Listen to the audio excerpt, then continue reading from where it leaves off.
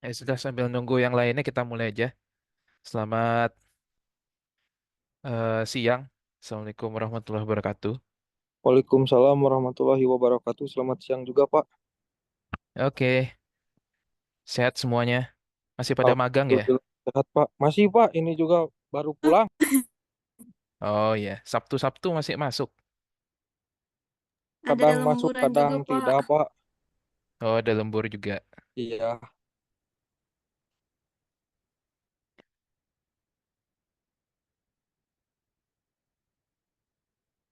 Ya,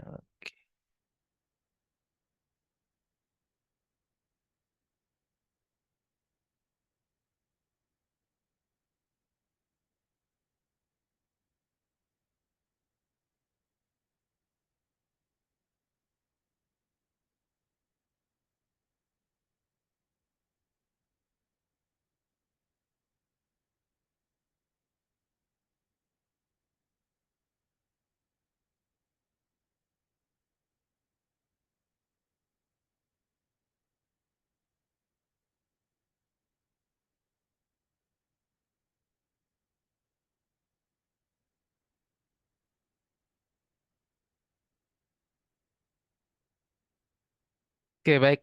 Kita lanjutkan materinya. Jadi adik-adik sekalian, seperti yang saya sampaikan minggu lalu, bahwa pertemuan kita pertama di pertemuan sebelumnya dengan saya maksudnya ya, itu akan lebih banyak membahas tentang pola berpikir sistem, di mana pola berpikir sistem itu adalah salah satu pondasi dasar yang perlu sekali mahasiswa teknik industri gitu ya. Karena karena itu jadi basic basic pola berpikirnya memang dengan yang direkayasa pada teknik industri adalah sistem terintegrasi gitu. Jadi jangan lagi Anda kalau misalnya ditanya gitu sama orang luar, apa yang direkayasa di teknik industri itu bukan pabrik ya. Jawabannya adalah sistem terintegrasi. Nah, sistem terintegrasi itu butuh pola berpikir sistem gitu ya.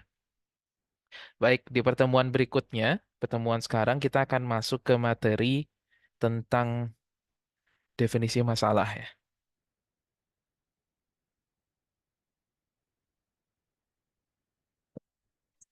Hmm.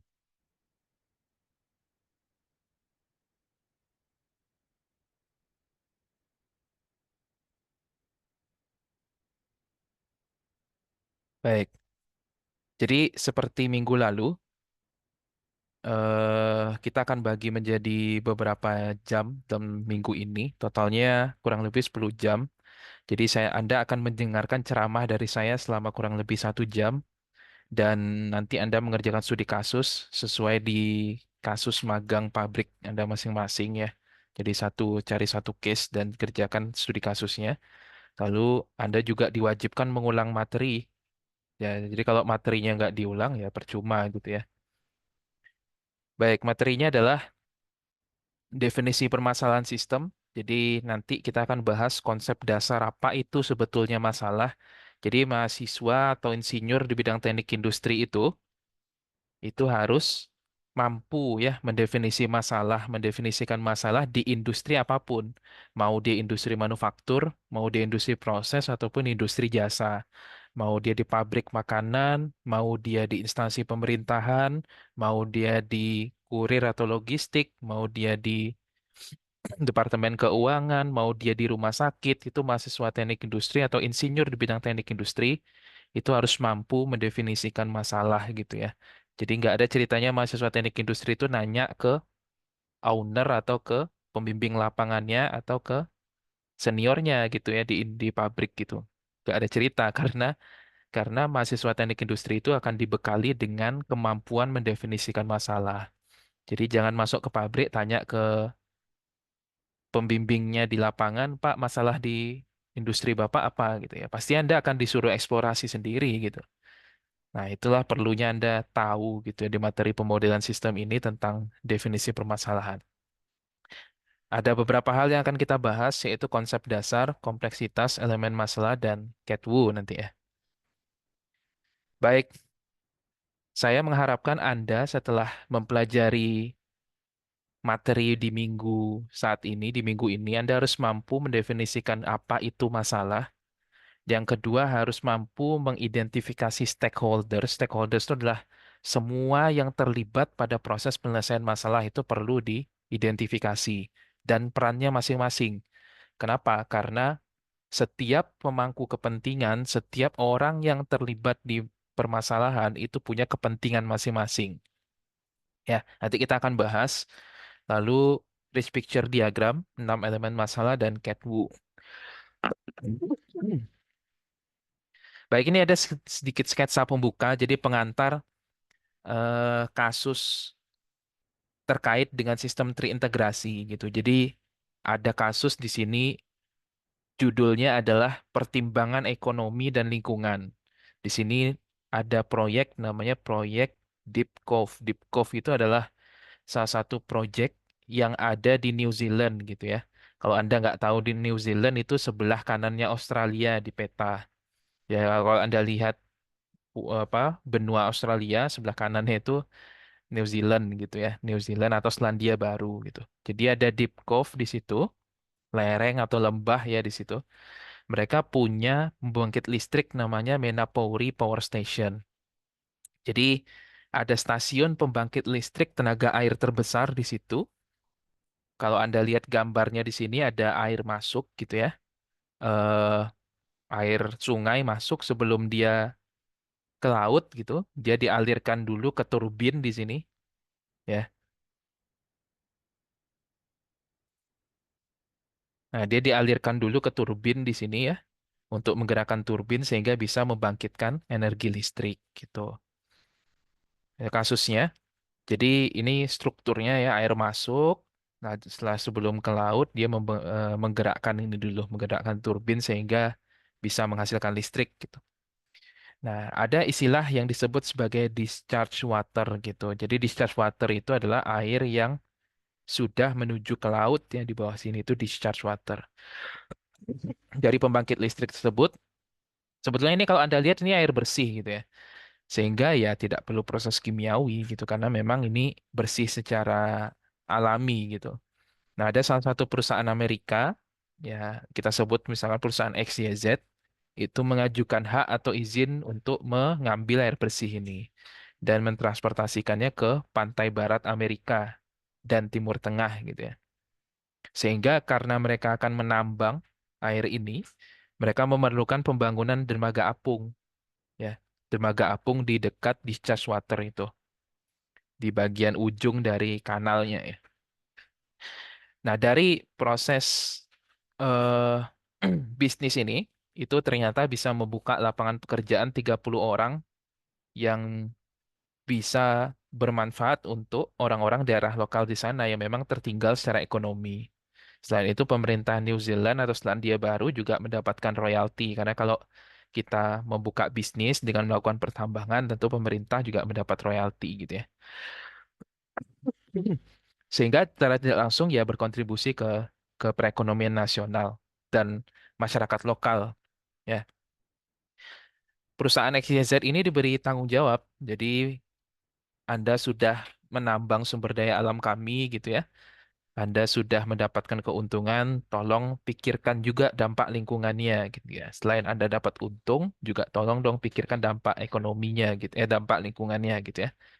Nah, di sini pada kasus ini itu staf-staf yang bekerja di perusahaan yang mengambil air ini itu tidak menetap di daerah lereng atau lembah itu gitu. Jadi mereka diinapkan gitu di daerah yang berbeda dengan diterbangkan dengan helikopter ke wilayah ini gitu ya, di wilayah ini. Jadi sehingga tidak ada tempat tinggal permanen gitu. Terus mereka perusahaannya juga diminta mengelola sampah dengan baik ya, tidak mendirikan bangunan permanen karena ini kan alam ya. Terus kecepatan kapal tankernya coba dijaga serendah mungkin agar gelombang air tidak tinggi gitu ya. Kalau gelombang airnya tinggi tentu saja nanti mengikis pinggir-pinggiran eh, sungainya gitu. Lalu berikutnya langkah-langkah keamanan seperti mencegah minyak tumpah gitu ya saat saat kapal lewat di situ. Kalau Anda lihat di sini Proyek, kalau Anda lihat di sini tentu eh, proyek ini sangat ini ya, sangat bermanfaat secara ekonomi gitu ya, sangat bermanfaat secara ekonomi. Tapi ternyata ada pertentangan dari pemerhati lingkungan gitu. Karena ini kegiatannya komersil, non turis, sementara daerah ini itu adalah daerah taman nasional gitu. Jadi taman nasional kalau menurut peraturannya Selandia Baru itu tidak boleh dilakukan kegiatan bisnis sehingga ditentang oleh pemerhati lingkungan gitu. Terus berikutnya hilangnya 60% saluran aliran discharge water akibat pembangunan dermaga. Jadi ternyata dengan membangun dermaga itu ada keseimbangan kalau Anda lihat ya. Anda lihat kalau misalkan di ujung sungai sebelum dia masuk ke laut itu kan ada border gitu ya, semacam border alami yang membatasi air tawar dengan air asin gitu. Nah, karena dengan dibangun dermaga apung ini, itu keseimbangan antara air tawar dan air asin itu terpengaruh gitu ya. Terus terpengaruh juga suara flora dan fauna dengan adanya kegiatan bisnis, flora dan faunanya di sana jadi tidak nyaman sehingga burung gitu ya, hewan-hewan satwa di sana pada pindah gitu. Nah, kapal tanker ini juga ternyata mempercepat pencampuran air asin dan air tawar di situ. Sehingga ya mengganggu keseimbangan ekologi gitu ya. Terus seringnya cuaca buruk ya, sehingga menyebabkan bencana lingkungan. Lebih lanjut itu memancing tikus gitu. Memancing tikus sehingga membahayakan habitat burung langka di situ ya. Sehingga pemburuan burung langka jadi semakin mudah. Nah, kalau Anda lihat di sini, ternyata kalau kita mengambil keputusan ini kan ranahnya strategis ya. Itu tidak cukup dari sisi ekonomi saja gitu ya. Tapi Anda harus pertimbangkan dari banyak sisi, dari sisi faktor politik, dari sisi lingkungan, dari sisi sosial gitu. Terkadang kalau Anda nanti katakanlah salah satu dari Anda jadi gubernur atau jadi bupati gitu misalkan gitu ya. Nah, itu seringnya dampak-dampak ini tuh kontradiktif gitu. Jadi kalau kita mau meningkatkan dampak ekonomi, dampak sosialnya nanti jadi kurang baik gitu. Contoh misalkan ya ini tadi ya, kita membangun dermaga apung secara ekonomi bagus, tapi secara lingkungan ternyata tidak gitu. Nah, itu kompleksitas-kompleksitas pengambilan keputusan itu akan Anda temui di era sekarang gitu ya. Apalagi dengan era teknologi sekarang, kompleksitas pengambilan keputusan itu akan Anda temui. Ya, selain di ranah strategis pemerintahan gini, Anda lihat deh di pabrik Anda sendiri. Kalau misalkan ada masalah, itu tidak cukup Anda menyelesaikan dari satu sisi saja. Contoh Anda punya masalah di gudang gitu. Itu nggak cukup Anda menggunakan sudut pandang gudang saja untuk menyelesaikan masalah itu. Anda juga kadang-kadang juga harus memikirkan dia karena terkait dengan produksi, Anda harus pikirkan juga nih dampaknya ke produksi apa. Gudang kadang-kadang juga terkait dengan transportasi gitu ya. Anda juga harus pikirkan dengan dampak transportasinya itu seperti apa gitu. Nah, itu kompleksitas pengambilan keputusan yang akan sering Anda temui nanti di era saat Anda bekerja. Bahkan saat Anda magang ini saya yakin juga Anda akan temui gitu. Itu mungkin nanti eh, Ya. Nah, pas itu kompleksitas pengambilan keputusan ya yang perlu betul Anda pikirkan masing-masing. Baik. Nah, itulah perlunya berpikir sistem ya. Mahasiswa teknik industri itu kemampuannya adalah dia tidak hanya menyelesaikan masalah itu dari satu sisi saja, tapi juga bisa tahu dari sudut pandang yang lain gitu ya. Seperti itu ini kasus strategis ya yang terjadi di New Zealand gitu. Lalu berikutnya ini yang cukup menarik juga kasusnya ini ada pembangunan Aswan High Dam gitu ya. Jadi bendungan besar ya di delta Sungai Nil di Mesir gitu. Jadi di Mesir itu ada delta di sana delta sungai gitu ya. Nah, jadi pemerintah di sana itu membangun dam ya atau bendungan besar gitu di sana.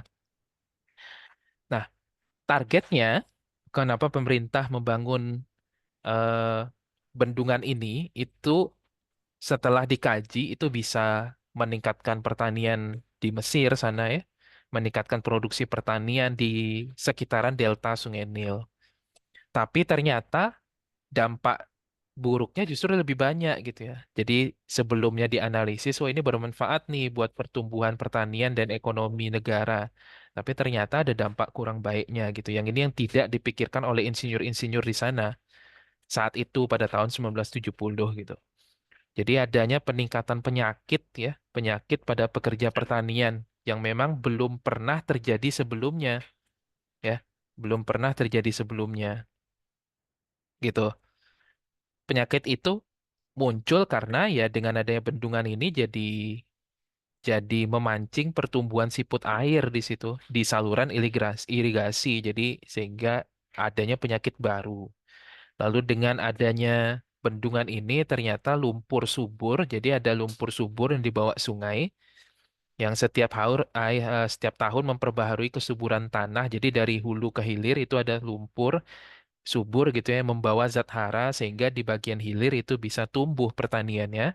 Tapi dengan adanya bendungan, zat hara dan lumpur subur itu tertahan gitu ya, sehingga justru malah panennya jadi berkurang gitu.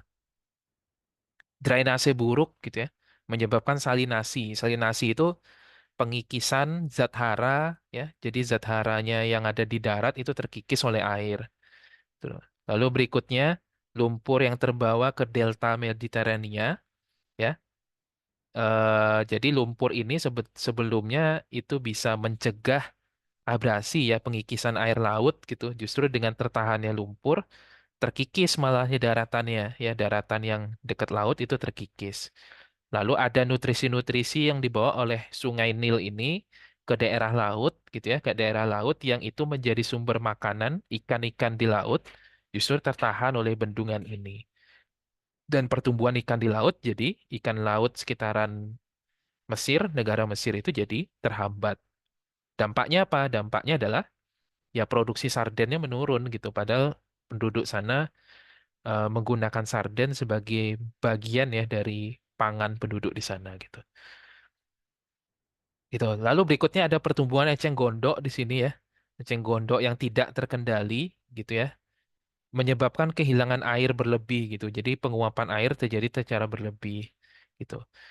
Nah, dari kasus ini kita belajar gitu ya bahwa ternyata kita tidak cukup gitu mempertimbangkan aspek ekonomi saja, ya aspek keuntungan secara ekonomik saja saat kita menyelesaikan masalah atau kita merancang suatu sistem gitu ya. Anda harus pertimbangkan aspek sosial dan lingkungannya gitu. Nah, aspek sosial dan lingkungannya itu bisa Anda dapat dengan berkolaborasi ya. Karena eranya sekarang kolaborasi. Anda di teknik industri, kelebihan Anda pola berpikir sistem, Anda perlu berkolaborasi saat merancang suatu sistem. Berkolaborasi dengan teman-teman Anda di teknik sipil, berkolaborasi dengan teman-teman Anda di arsitektur, berkolaborasi dengan teman-teman Anda di teknik lingkungan, dan seterusnya gitu ya.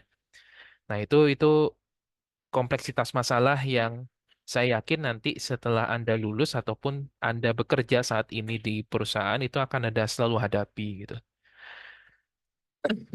Sekarang kita masuk definisi masalah. Apa itu sebetulnya masalah? Jadi definisi masalah itu yang perlu Anda ingat sekali gitu ya.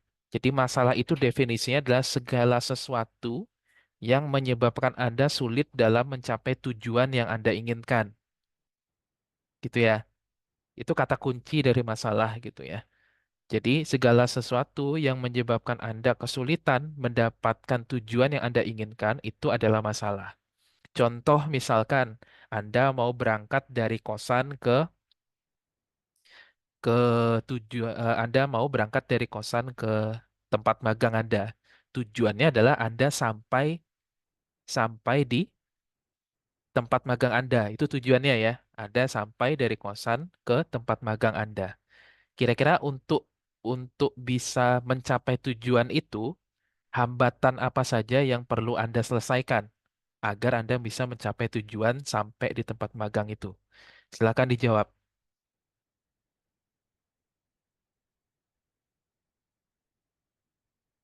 Apa hambatan-hambatan yang perlu Anda selesaikan supaya tujuan Anda tercapai sampai di tempat perusahaan magang, tempat magang Anda? Silakan dijawab. Ini pertanyaan simpel ya, nggak usah mikirnya, nggak usah terlalu rumit gitu ya. Apa aja yang Ini perlu ada? jawab macet, Pak. Apa? Misalnya macet, hambatannya. Oke, bisa macet. Macet itu bisa menghalangi Anda Ya, untuk sampai ya tujuan yang diinginkan. sampai tujuan diinginkan. Selain macet, apa lagi? Kunci motor hilang, Pak, misalkan. Ya bisa, bisa. Ya itu bisa menghambat gitu ya. Nggak penghambat. Hujan, kadang, oh cuaca. Cuaca, oke. Ya itu masalah tuh ya, betul yang dibilang teman-teman Anda tadi ya. Jadi apa Anda harus bisa identifikasi itu teknik industri gitu ya. Jadi sebelum dia masalah itu ada, teknik industri itu harus sudah tahu gitu bahwa kalau kita punya tujuan, maka akan ada masalah-masalah yang menghambat tujuan kita. Salah satu sebetulnya masalah yang kelihatan sekali ya kalau Anda pengen berangkat dari kosan ke apa tempat magang Anda itu adalah naik kendaraan apa gitu. Itu kan masalah tuh. Masalah tuh harus dibereskan tuh. Anda harus naik kendaraan apa? Mau naik helikopter kah? Mau naik pesawat kah? Atau naik naik apa lagi? Naik mobil bisa, naik motor bisa, jalan kaki pun juga bisa sebetulnya kan. Nah, itu masalah tuh harus dibereskan gitu. Nah, tadi ada temannya bilang, "Ya, saya mau naik motor aja, Pak." Ya udah, Anda menyelesaikan masalah Anda dengan naik motor. Tapi dengan naik motor ada konsekuensi lain lagi. Kalau hujan gimana gitu ya.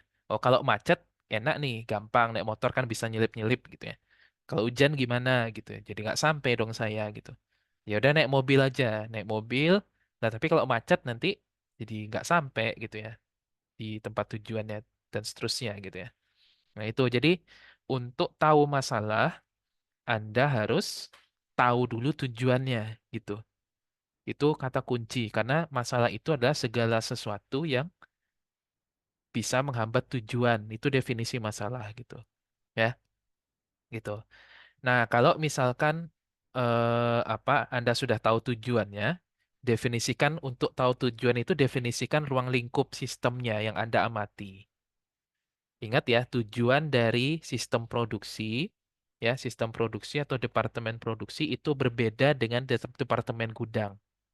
Mereka punya tujuan yang berbeda tuh. Tujuan dari apalagi tujuan Anda dengan tujuan saya juga itu bisa berbeda, ya. Tujuan apalagi tujuan misalkan perusahaan dengan pemerintah itu beda. Kalau perusahaan mungkin tujuannya adalah profit, pemerintah tujuannya kesejahteraan, misalkan seperti itu berbeda. Jadi definisikan dulu Anda mau mengamati sistem pada ruang lingkup yang mana. Gitu. Nah, setelah Anda tahu ruang lingkup sistemnya, lalu tahu tujuannya. Misal Anda amati apa nih, sistem produksi di perusahaan X gitu. Definisikan tujuannya apa dari sistem produksi itu. Oh, tujuannya agar agar produksi bisa tepat waktu, tepat jumlah, tepat kualitas, tepat kuantitas, tepat harga. Misalkan seperti itu ya. Nah, standarnya ada nggak gitu? Standarnya ada nggak? Apa yang dimaksud dengan tepat jumlah? Nah, itu engineering harus harus tahu tuh, harus terukur gitu. Nah, apa yang dimaksud dengan tadi kan tujuannya sistem produksi tepat waktu ya, tepat waktu. Nah, ada nggak standar tepat waktu ini? Gitu. Kalau tidak ada standarnya, ya bikin standarnya. Itu udah satu tugas akhir sendiri tuh. Jadi Anda bikin standar, dia belum tahu nih dia tujuannya adalah biar produksinya tepat waktu gitu. Tapi standarnya nggak ada gitu, bikin standarnya. Lalu misalkan tepat jumlah, standar jumlah yang harus diproduksi nggak ada, bikin dulu standar jumlah produksinya. Lalu misalkan apalagi tepat kualitas, tapi standar kualitasnya nggak ada gitu. Ya, bikin dulu standar kualitasnya gitu. Jadi jelas gitu tujuan itu tercapai atau tidak gitu. Ya, ukuran tujuan itu tercapai atau tidak itu harus ada standarnya. Contoh misalkan perusahaan gitu ya, tepat jumlah dia ingin memproduksi dengan tepat jumlah. Apa maksud tepat jumlah? Jadi pada shift pagi gitu ya, pada shift pagi sampai siang, target produksi perusahaan misalkan 10.000 produk gitu. Tapi ternyata yang bisa diproduksi hanya 8.000 gitu. Masalah nggak itu? Silakan dijawab. Masalah nggak? Targetnya 10.000, tapi yang bisa diproduksi 8.000. Masalah nggak itu? Masalah, Pak. Masalah kan? Karena standarnya jelas kan ya. Standarnya adalah targetnya 10.000, tapi yang bisa diproduksi cuma 8.000 kan masalah tuh. Gitu. Nah, jadi kalau sudah tahu, oh ternyata targetnya 10.000, ternyata yang diproduksi cuma 8.000. Artinya targetnya kan nggak tercapai tuh, tujuannya nggak tercapai. Maka itu disebut dengan tidak efektif ya. Ingat efektif itu kan kaitannya dengan tujuan. Jadi kalau tujuannya tidak tercapai, maka dia disebut sebagai tidak efektif. Ya, kalau misalkan begini kasusnya, dia sudah target produksinya 10.000 dan dia sudah mampu memproduksi di shift itu 10.000. Nah, maka dia bisa disebut sebagai efektif karena targetnya 10.000, tujuannya 10.000, eh, yang dia lakukan bisa dapat 10.000 gitu. Nah, kalau dia sudah efektif, tujuannya sudah tercapai, maka mahasiswa teknik industri itu harus mencari efisiensinya. Misal, contoh efisiensi kan kaitannya dengan sumber daya ya. Kita sudah bahas di minggu lalu. Dia sudah mendapat 10.000 nih, targetnya 10.000 sudah tercapai. Biaya yang diperlukan misalkan katakanlah 100 juta. Nah, mahasiswa teknik industri harus bisa berpikir, bisa nggak 100 juta ini kita kurangi biayanya jadi 95 juta, tapi targetnya tetap tercapai 10.000. Nah, itu efisiensi. Ya. Nah, berikan dengan data-data dan fakta seperti itu agar terukur. Ya, jadi untuk tahu masalah, Anda batasi dulu ruang lingkup sistemnya, lalu definisikan tujuannya apa dari sistem yang Anda amati. Berikutnya, ada tidak standar dari tujuan itu? Kalau tujuannya tepat kualitas, ada nggak standar kualitasnya? Itu yang akan menjadi acuan kita, apakah ada masalah atau tidak di situ. Kalau tujuannya tidak tercapai, maka dia disebut tidak efektif. Masalah itu adalah tidak efektif. Tapi kalau tujuannya tercapai, Anda cari apakah bisa dilakukan efisiensi atau tidak gitu. Ya, gitu. Jadi harus terukur seperti itu gitu. Itulah engineering gitu. Nah, berikutnya di kiri bawah itu saya bilang jangan pernah mengatakan bahwa dalam proses bisnis di suatu perusahaan itu tidak ada masalah gitu. Ada tuh bukan engineering kalau misalkan mengatakan bahwa Pak, pabriknya sudah bagus, Pak. Sudah bisa berjalan dengan baik gitu, sudah bisa berjalan dengan lancar gitu. Nah, itu bukan engineering tuh ya. Bisa berjalan dengan baik, bisa berjalan dengan lancar, itu normatif ya. Normatif itu. Kenapa saya bilang normatif? Menurut Anda itu baik dan lancar. Menurut orang sana belum tentu gitu kan normatif. Nah, untuk bisa membuktikan ada masalah atau tidak ya, stepnya ikuti ini. Ada nggak tujuannya apa? Standarnya ada atau tidak gitu. Ya, sebagus apapun suatu pabrik, dia pasti akan selalu masalah karena hidup ini kan sejatinya ujian ya. Tuhan kan menurunkan kita ke dunia ini kan untuk menjalankan ujian sebetulnya esensinya gitu. Jadi di sekitar Anda akan selalu ada masalah. Sebagus apapun pabrik tempat Anda magang itu akan selalu ada masalah gitu. Kaitannya dengan apa? Efektif atau efisiensi. Pabrik itu pasti melakukan efisiensi terus tuh. Kalau dia ngeluarin biaya 100 juta gitu ya, bisa nggak jadi 80 juta? Bisa nggak jadi 70 juta? Nah itu. Itu ya. Jadi kalau tujuannya sudah tercapai, sudah efektif, dia akan melakukan efisiensi terus gitu. Itu. Jadi teknik industri harus bisa mendefinisikan masalah gitu ya, dan harus inisiatif mendefinisikan masalah gitu ya.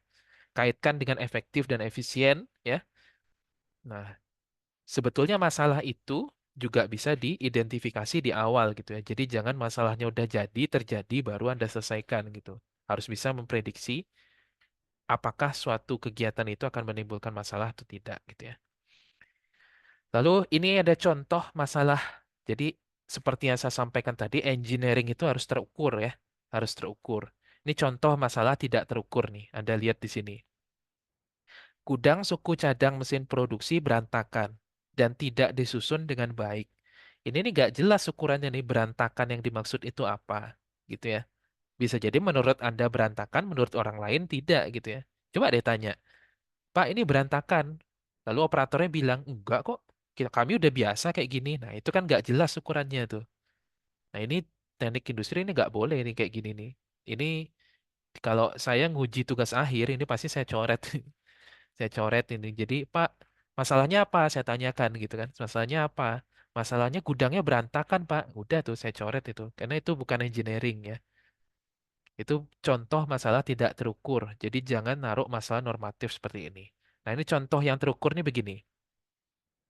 Dia mengamati sistem apa? Sistem gudang, suku cadang, mesin produksi, misal begitu ya. Lalu definisikan tujuannya. Memastikan ketersediaan, ya. Tujuan dari sistem gudang suku cadang ini memastikan ketersediaan, menjaga kualitas suku cadang di gudang untuk mendukung kontinuitas proses produksi. Ternyata perusahaan ini belum punya standar. Standar ketersediaannya belum ada, standar kualitasnya ini belum ada gitu ya. Apa yang harus kita lakukan?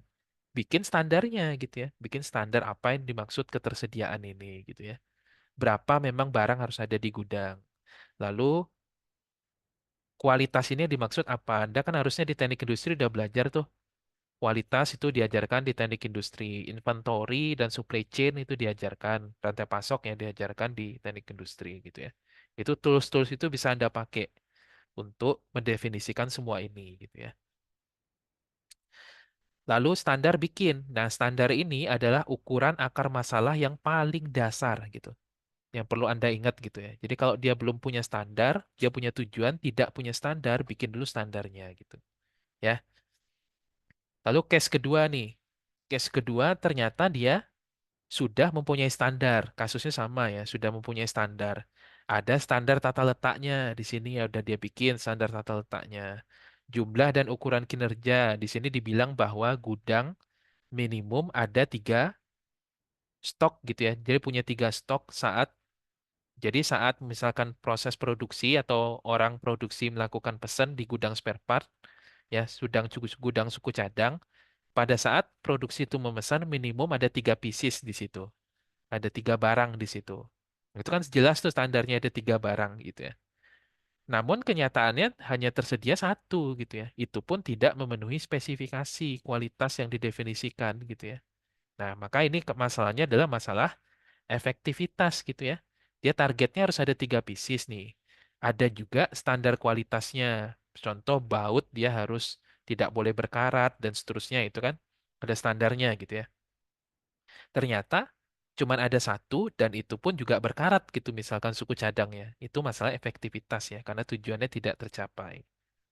Lalu case berikutnya, dia sudah punya ada standar 3 pieces. Lalu ada standar spare partnya tidak boleh berkarat misalkan gitu.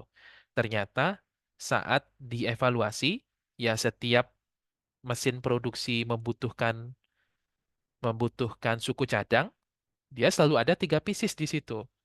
Ya, misalkan di bulan pertama selalu ada 3 pieces, bulan kedua selalu ada 3 pieces. Lalu tidak ada satupun spare part yang berkarat gitu. Artinya kan tujuannya sudah tercapai tuh. Nah, biaya untuk mengoperasikan suku cadang itu 1 juta rupiah per hari. Nah, teknik industri setelah dia tahu sudah efektif, lakukan efisiensi. Bisa nggak ini biayanya diturunkan jadi 800 ribu rupiah per hari? Dengan mempertahankan standar 3 pieces tadi dan tidak berkarat ya spare partnya. Nah, itu cara pola berpikir masalah tuh begitu. Jadi, batasi ruang lingkupnya, definisikan tujuan, karena ingat masalah definisinya adalah segala sesuatu yang menghambat tujuan gitu. Jadi, Anda harus tahu dulu tujuannya apa. Berikutnya, dalam suatu masalah, itu kita juga harus menganalisis siapa saja yang terlibat pada masalah itu. Misal ada masalah di sistem produksi gitu ya. Maka siapa aja yang terlibat? Nah, yang terlibat itu klasifikasinya ada 4. Ada problem owner. Problem owner-nya adalah siapa yang mengambil keputusan. Kalau di sistem produksi, yang mengambil keputusan adalah ya mungkin manajer produksinya. Nah, berikutnya problem user. Ini adalah orang yang eh, menggunakan. Jadi misalkan diputuskan bahwa kita akan memproduksi 10.000 barang gitu ya. Nah, user itu adalah orang yang menggunakan solusi dari problem owner. Gitu. User adalah orang yang menggunakan solusi dari problem owner. Siapa itu? Bisa jadi supervisor produksinya gitu yang menjalankan perintah dari manajer produksi gitu misalkan. Lalu customer ini adalah orang yang terdampak gitu. Jadi bedanya tadi kalau misalkan ada perintah dari manajer produksi, itu problem owner-nya, problem user-nya adalah supervisor-nya, customer ini adalah orang yang terdampak. Terdampak dari bisa positif atau negatif ya dampak yang dimaksud di sini. Terdampak dari kebijakannya. Siapa itu? Ya bisa operator gitu ya. Bisa operator gitu yang terdampak terdampak ini konotasinya bukan selalu negatif ya. Maksudnya ya proses kerjanya mungkin berubah gitu ya atau mungkin apa urutan pekerjaannya berubah. Itu kan yang menjalankan adalah operator. Itu problem customer gitu. Lalu problem analis ini adalah orang yang merancang solusinya. Nah, teknik industri biasanya posisinya ada di problem analis ini gitu ya. Itu jadi merancang solusi untuk si problem owner gitu ya. Contoh misalkan problem owner pada sistem penyimpanan spare part di sini. Dalam konteks pergudangan spare part, problem owner ini adalah mungkin aja manajer operasional atau direktur produksi ya. Problem usernya adalah operator gudang, supervisor, teknisi perawatan atau karyawan gitu. Problem customer-nya adalah siapa saja? Bisa jadi adalah seluruh divisi dan manufaktur gitu ya, divisi produksi dan manufaktur itu yang membutuhkan ketersediaan cukup cadang. Nah, jadi Anda harus tahu dulu konteksnya seperti apa gitu. Problem analisnya siapa? Konsultan, IT gitu misalkan gitu ya. Mengapa penting mendefinisikan stakeholders? Nah, jadi ingat ya bahwa setiap kita mengambil keputusan itu akan selalu melibatkan orang lain gitu. Jadi nggak bisa kita ngambil keputusan itu berdasarkan satu sisi. Itulah perlunya teknik industri. Dan setiap orang yang terlibat pada pengambilan keputusan itu punya kepentingan masing-masing.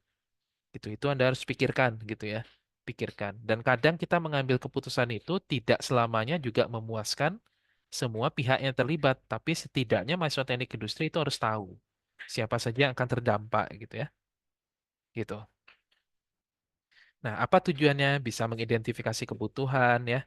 Kita bisa memprioritaskan pengambilan keputusan itu yang mana gitu ya. Siapa yang akan terdampak itu harus sudah tahu. Terus mengurangi kemungkinan terjadinya konflik gitu ya. Terus kesuksesan implementasi. Itu stakeholders. Lalu berikutnya di sini ada risk picture diagram. Jadi risk picture diagram setelah Anda tahu stakeholdersnya siapa, Anda gambarkan ya. Gambarkan risk picture diagram. Risk picture diagram ini bagusnya itu adalah dia bentuknya bentuknya bebas gitu ya. Jadi ini contoh ya ini saya generate pakai ChatGPT tapi saya re apa? Rekonstruksi lagi gitu ya. Anda lihat di sini penyimpanan spare part. Nah, di sini penyimpanan spare part, kalau kita gambarkan dengan risk picture diagram, termasuk semua pihak yang terlibat, problem owner, problem user, itu kita bisa gambarkan. Nah, standar gambar di risk picture diagram itu tidak ada bakunya. Kalau saya di sini menggambarkan ada orang, ada rak di sini ya boleh aja. Tapi kalau Anda pengen gambarkannya dalam bentuk kartunik gitu ya, kartun-kartun ya silakan aja gitu ya. Apa gunanya kita menggambar risk picture diagram ini? Membantu kita tahu persis permasalahannya itu secara holistik seperti apa gitu ya. Nanti Anda bisa baca aja ini. Berikutnya setelah Anda tahu definisi masalah tadi ya, sudah tahu juga stakeholders yang terlibat, Anda bikin risk picture diagram untuk memahami masalah secara keseluruhan. Berikutnya adalah Anda breakdown 6 elemen masalahnya gitu ya. Apa itu 6 elemen masalah, Pak? 6 elemen masalah itu adalah misal nih kita sudah tahu nih, masalahnya itu adalah target 10.000 efektivitas ya. Target 10.000 ternyata yang diproduksi cuma 8.000. Nah, itu kan masalah tuh. Nah, masalah itu ada elemennya. Pertama, Anda harus tentukan tuh siapa yang mengambil keputusan. Contoh misalkan kenapa target produksinya tidak tercapai? Oh, terjadi apa raw material atau material bahan bakunya kurang gitu ya. Atau tidak ada di gudang material bahan baku atau terjadi bottleneck atau terjadi misalkan kerusakan mesin. Nah, itu siapa yang mengambil keputusan di situ? Tujuannya apa? Tujuannya targetnya adalah tadi 10.000 produksinya gitu ya. Kriterianya apa? Sorry, tujuannya apa? Tujuannya adalah target produksi tercapai ya, tepat kuantitas. Lalu kriterianya apa? Kriterianya adalah harus 10.000 gitu ya. Ukuran kinerjanya apa? Berapa target produksi, berapa produksi yang dihasilkan. Itu ukuran kinerja. Lalu alternatif course-nya apa gitu. Oh, ternyata mesinnya rusak nih misalkan. Mesinnya rusak.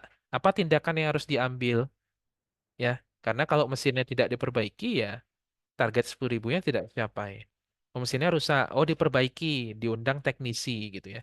Atau dipindahkan. Kan ada alternatif tuh, mesinnya diperbaiki atau produksinya dipindahkan ke lini produksi yang lain. Lalu konteksnya itu pada sistem produksi atau sistem apa? Sistem gudang atau seperti apa. Ini konteksnya kan berarti di sistem produksi gitu ya. Itu alternatif keputusannya apa saja itu. Contoh di sini eh 6 elemen masalah gitu ya. Di sini pihak-pihak yang terlibat pada masalah atau organisasi yang terpengaruh oleh masalah tersebut gitu ya. Ini aktor atau decision maker. Contoh manajer operasional yang bertanggung jawab atas ketersediaan suku cadang, operator gudang gitu ya, teknisi perawatan itu tuh decision maker.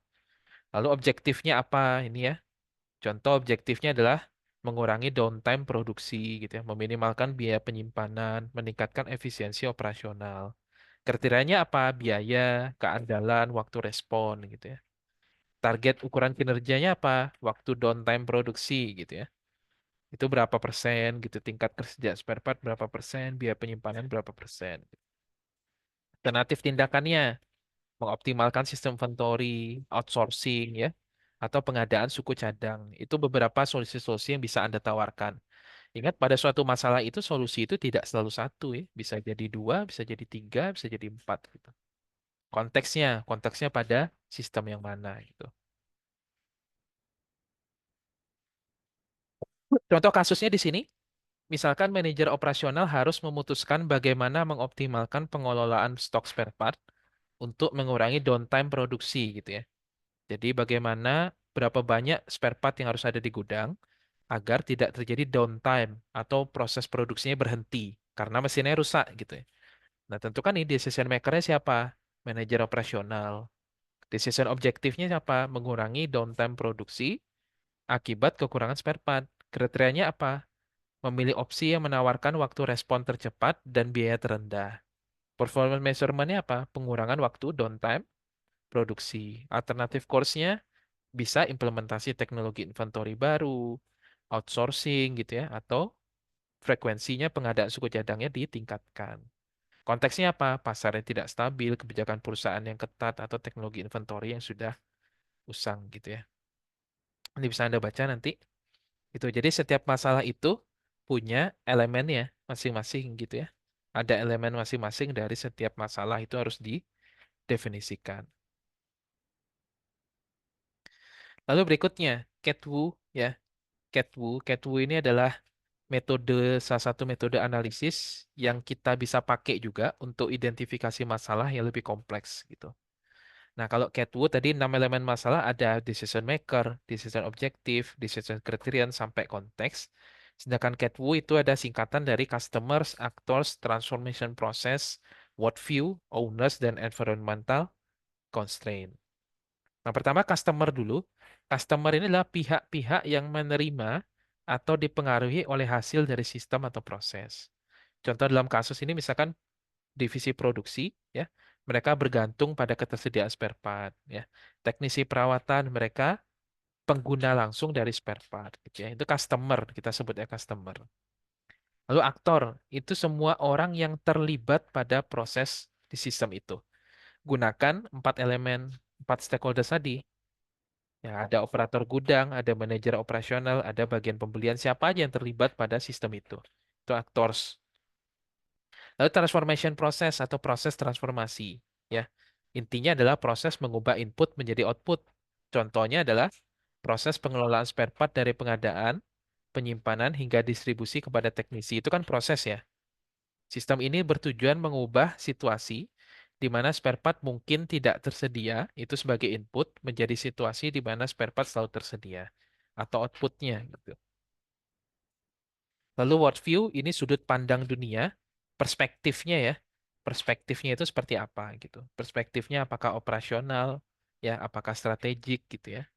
Nah, ini kan sudut pandang worldview-nya adalah efisiensi operasional gitu. Jadi targetnya ada efisiensi operasional.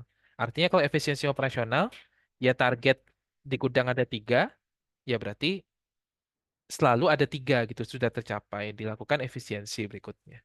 Lalu owners, pemilik ya, individu yang memiliki otoritas ini adalah problem owners ya, yang berhak mengambil keputusan itu adalah owners. Lalu environmental constraint, kendala-kendala lingkungan, contohnya fluktuasi pasar, kebijakan internal, teknologi gitu ya, atau materialnya tidak selalu tersedia dan seterusnya gitu. Itu materi kita hari ini. Apakah ada pertanyaan?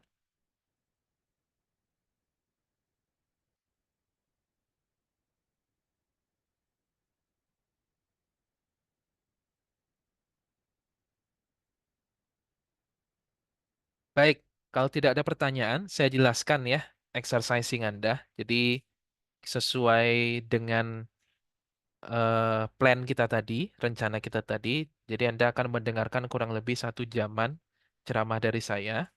Lalu saya minta Anda mengerjakan studi kasus 6 jam dalam 1 minggu ini ya. Saya alokasikan 6 jam. Apa yang harus dikerjakan, Pak? Jadi di tempat magang Anda masing-masing, Anda coba cari satu masalah sistem ya. Jadi satu masalah sistem. Jadi misalkan Anda mau menganalisis sistem produksi silahkan, warehousing silahkan, apalagi itu. Bisa Anda ditempatkan di keuangan silahkan. Keuangan itu kan juga sebagai suatu sistem. Anda ditempatkan di PPIC misalkan juga silahkan. Anda ditempatkan di procurement atau pengadaan silahkan. HRD juga silahkan. Tergantung tempat Anda masing-masing silahkan. Jadi saya cari satu masalahnya. Ingat untuk mendefinisikan masalah Anda harus tahu tujuannya tadi ya. Tujuannya apa gitu. Tujuannya apa? Lalu tentukan standarnya udah ada atau belum. Kalau belum ada, ya berarti solusinya adalah bikin standar gitu. Saya nggak minta Anda bikin standar ya, tapi Anda harus tahu masalahnya apa dan solusinya apa gitu ya. Lalu berdasarkan masalah itu, definisikan stakeholders-nya. Siapa yang pihak-pihak yang terlibat di situ, bikin rich picture diagramnya, bikin 6 elemen masalahnya dari yang sudah saya sampaikan tadi, dan cat nya gitu. Ini semua adalah tools yang bisa Anda gunakan untuk menganalisis masalah secara holistik gitu ya. Karena teknik industri harus bisa menganalisis masalah secara holistik gitu. Karena nggak bisa kita menyelesaikan masalah apalagi di era sekarang itu ya gudang-gudang aja gitu ya. Produksi-produksi aja, keuangan-keuangan aja nggak bisa ya. Bangkrut perusahaan kalau misalnya kita menganalisis atau menyelesaikan masalah secara bagian-bagian, sebagian-sebagian kayak gitu ya. Bikin ini waktunya 1 minggu ya. Alokasikan 6 jam dalam 1 minggu ini untuk menyelesaikan ini ya. Kalau misalkan ada yang perlu ditanya, silakan ditanya nanti di grup. Oke? Apa bisa dipahami tugasnya? Insya Allah, Ya Pak. Allah bisa, Pak. Oke, silakan dikerjakan. Kalau misalkan menemukan kesulitan, silakan nanti diskusikan di grup ya. Izin bertanya, Pak. Silakan. Untuk sistemnya apakah berhubungan dengan yang tugas kemarin nggak, Pak? Boleh, Kalau diambil. Oh, baik-baik. Terima boleh, kasih, Pak. boleh. Sistem kemarin boleh. Mau Anda bikin sistem yang baru juga silakan. No problem gitu ya. Karena target saya adalah di sini Anda bisa mendefinisikan masalah secara holistik. Itu tujuan pembelajaran kita gitu ya. Jadi boleh aja mau pakai sistem yang baru boleh, mau pakai yang sebelumnya di tugas sebelumnya misalkan ada bikin sistem, bikin analisis tentang sistem produksi gitu ya. Silahkan aja boleh, nggak masalah gitu ya. Ada lagi Baik. yang Terima mau kasih, Pak. ditanya? Cukup, Pak, cukup. Oke, baik ya.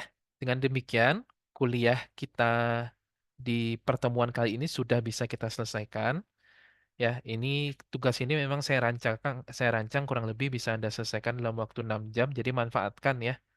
Jadi skema 2 SKS itu sebetulnya dalam 45 jam kali 2 dalam 1 semester gitu.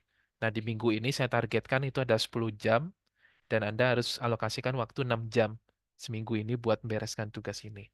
Ya, oke dengan demikian kuliahnya sudah bisa kita selesaikan.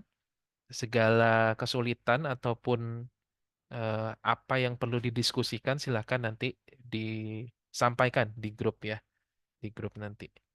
Oke, baik, waktunya 1 minggu ya. Ini materinya akan saya share nanti di grup seperti biasa, dan assignmentnya atau alokasi penugasannya juga di grup Google Classroom seperti biasa. Oke, saya tutup ya. Selamat berakhir pekan ya. Bagi Anda yang menjalankan kegiatan magangnya, selamat menjalankan kegiatan magangnya atau melanjutkan kegiatan magangnya ya. Selamat melanjutkan aktivitas berikutnya juga. Jika ada yang memiliki aktivitas lanjutan setelah perkuliahan ini, saya tutup. Selamat sore. Assalamualaikum warahmatullahi wabarakatuh. Waalaikumsalam warahmatullahi wabarakatuh. Terima kasih, Pak. Oke, saya live ya. Terima kasih semuanya.